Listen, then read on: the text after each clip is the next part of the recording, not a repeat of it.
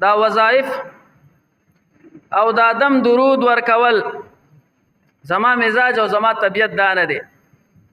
اکثر ما ته دا قاری صاحب وای په میډیا باندې خلک دا وظیفې ډېرې زیاتې خوښوي او وای دا وظیفې ورکوه.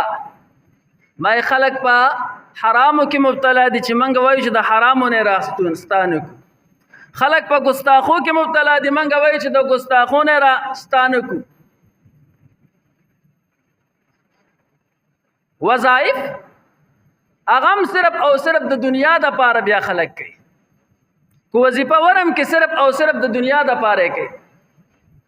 نو زما مزاج دا وظایف ورکول نه دی، د دم درود ورکول زما مزاج دی نه، زما طبیعت دقه نه دی.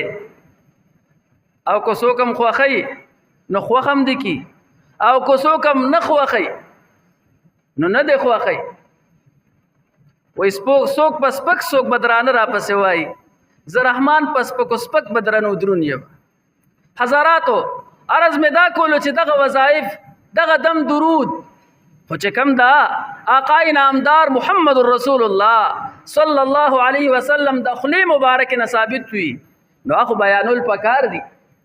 رسول الله مبارک بیان فرمایي چا چې دا درې جمله رضیت بالله ربا وبالاسلام دینا وبمحمد صلی الله علیه وسلم رسولا ونبی، دا درې جمله سحر او درې جمله ماخام درې کرت اولستلې او دې په دې باندې مداومت اختیار کو او دل مرګ راغې نو دل به دا مرګ په داسې حال کې راشي چې الله او د هغه پیغمبر به ترې راځي.